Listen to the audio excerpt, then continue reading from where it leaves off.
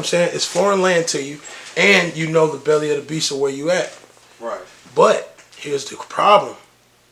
The people in these communities that they're patrolling, we don't want to be police officers. Because we've been programmed and taught that since the beginning. That you don't want to be no FBI, and you know. That's the problem. That's where the problem comes to me. Yeah. Because it's like, I want people from my neighborhood to police my neighborhood, but the people in my neighborhood don't want to be policed. Right. And that's my thing. I feel like if there is somebody who can show way, like, hey, bro, all the cops ain't bad. 12, the 12 the dicks, they ain't all bad. You know, if we can get somebody who look like us in that, and lead the way in like, hey, bro, it ain't all bad. You know, we might have more lawyers, we may have more doctors and all that, but everybody else is chasing towards being rappers and all that, and that's nothing bad. You know, that's your dream, that's your dream. But why put all your eggs in one basket? Like, you know how we was just talking about different type of sources of income. Yes, sir. You can do different type of stuff. Shoot, I say at least with, these rappers nowadays, maybe because they were presented with the opportunity versus LL Cool J and all that. He wanted to do it.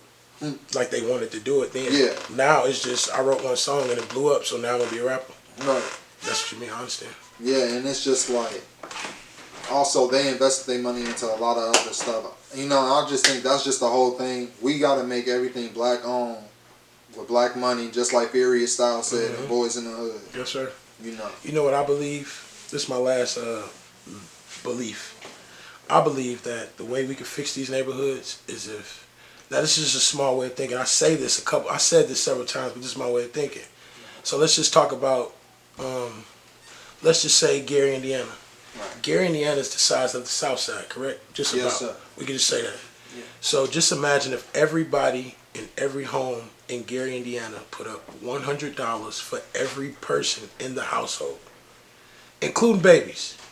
Just imagine if every person in my city put up $100 for every person inside of the household, and we go around to every house inside of the city, and we put all that money in a pot, and then we all decide on what we gonna buy or what we gonna put in this area or what we gonna do with this, because it's our money. I believe that us as a community, that's how it would be great. Because I don't think that place would be dirty that much. I think people respect it more because they get money from it. Right. Like your granddaddy owned this. Your granddaddy the reason why we own this. You better pick that. I think it'll be a different vibe. And you know what? What's actually funny about that? That's actually the way that I found out that back then, Uncle David and all them really ran their stuff. It's through, you have to pay dues. Oh, nowadays 100%. you don't really gotta pay no dues. Ain't none of that.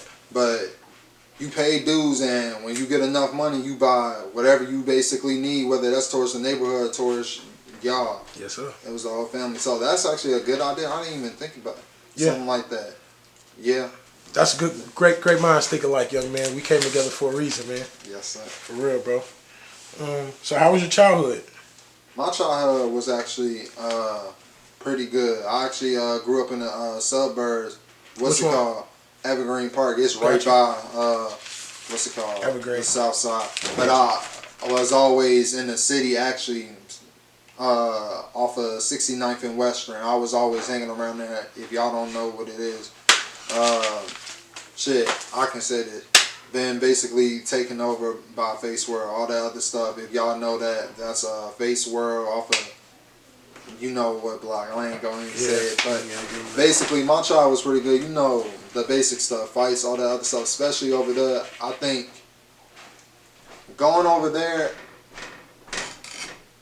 challenged me a lot more than in the burbs. See, the burbs made me think like, man, life is just sweet. I ain't nothing gonna happen to me because you don't see no shootings and walk-ups and all that. But the city made me really grow up faster and made me realize like, yeah, so I gotta, mature. I gotta be always watching my surroundings. I always, gotta be prepared, and I'm not gonna lie to you, the city, to me, I see it on a lot of people, it stresses people out. Yeah, it does. Makes you age really fast and kills you faster. But yeah, I can't even say I had a bad childhood. I actually had a good childhood. That's good. But now, with you being on both sides of the fence, you should be able to communicate with anybody. Yeah, I'm able to communicate with anybody. It's just the fact of who wants to communicate. Cause can I be share an honest plan with you? 100%. I want to do some shit. Do you care if I cuss on it? Man, be yourself, bro. I think shit needs to go back to how it was in the day. I think everybody's just gonna say the same thing. It needs to go back to the way it was. And when I say that, I'm saying in the sense of I want to be able to hold a meeting with whoever leads whatever it is you lead. Mm-hmm. Though we said '04 was mostly when they locked up the real leaders. They had structure. That was the last of having structure. Yeah. I want to meet up with whoever. For instance, one of the biggest GDs, Ruga and them, Lil Mo and all them, the Scrapperville. I would want to meet with him. If Duck was still alive, I would want to meet with him. Von, Dirk, all them. I want to meet all these people. I want to be like, all right, we need to figure out a plan to stop all this stuff. And the lead factor is coming from y'all. While a lot of this crime is happening. Yeah. And I would have to say, we need to create a peace treaty. Because now kids are getting killed. I mean, they've been getting killed, but back then you got dealt with for that type of stuff. You have to be held accountable for this type of stuff. And I feel like we just need one leader. And a lot of people are, depending on Larry Hoover, to come back out. Yeah, I mean about that too. And take over. And I don't think it's going to work. That's what I told a lot of people. I said because a lot of people nowadays, they call the millenniums the rebellious ones. Basically, 100%. They go against everything the older teach. But that's my plan. I want to get everybody together. And I just want to create a peace treaty and be like, hey, we need to go ahead and knock this off because the military is here and everything. Mm-hmm. I mean, I think that's as bad as it should really get. To where the military riding up and down the blocks. That's what I'm saying. I think gangs been around forever. At this current moment, I believe that at this current moment it's just so delicate, dog, because like you say, there's no leadership at all. Then people gonna be in their feelings about the friends that they have lost. Right. You know what I'm saying? It's always good to speak life though. Right. You know what I'm saying? And then what I was gonna say, bro, is like I believe you got to get to a stage of maturity to really understand what you and I are saying. Right. You know what I'm saying? Right. Like, because when you 18, 19, you don't think like this. When you 17, 16, you don't think like this. Right. And it's like a lot of these young dudes be having to feel that fire. And then after they feel that fire, they get to 24, 25, 26, they be like, yo, I'm chilling. Right. You know what I'm saying? Huh. For real, bro. I wish, like, the city of Chicago, just like you just said, bro, it'll grow you up fast. But I wish it grew your mind as fast as it do everything else. I totally agree. That's actually a good sign. Mm-hmm. So you got any stories about David that people might not know or that you might have heard? Because I'm sure once you found out, or have you always known? Yeah, I've always known. They let me know that. Yeah, I was instantly. walking around. Right. That's dope. So, any stories you ever heard, or any stories ever that nobody never? I got you. So, the whole thing with my Uncle David making, before it was Black Disciples, before the names changed, it was Devil Disciple. Keep going, G. And basically, it was all started in, I believe my grandmother said, it was like somewhere between 1961 to 1966. Don't check me on them facts. It's in between those years, though. I don't know exactly.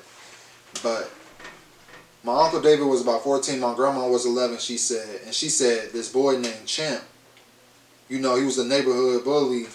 And pretty much this dude was knocking my uncle off his bike because he was always doing a bike rally. They said this is on 64th and Justine at the time. Mm-hmm. And pretty much every day that he would ride his bike and he would, throw these papers, this dude would just come knock him off his bike. David.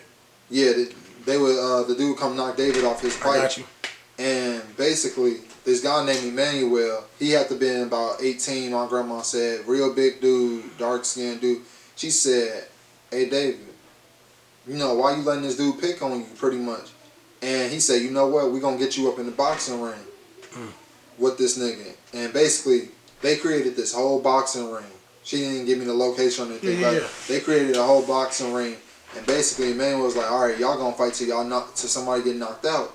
And basically, my grandma said David wasn't the type to fight at first. Of course. You know, that had to been something that was brought out of him. And she said she don't know how many hits it was, but she said all she knew was when he looked at the glove and he saw he was bleeding. That's when he started going in. You know, started knocking him out. And then that's when they called him King David.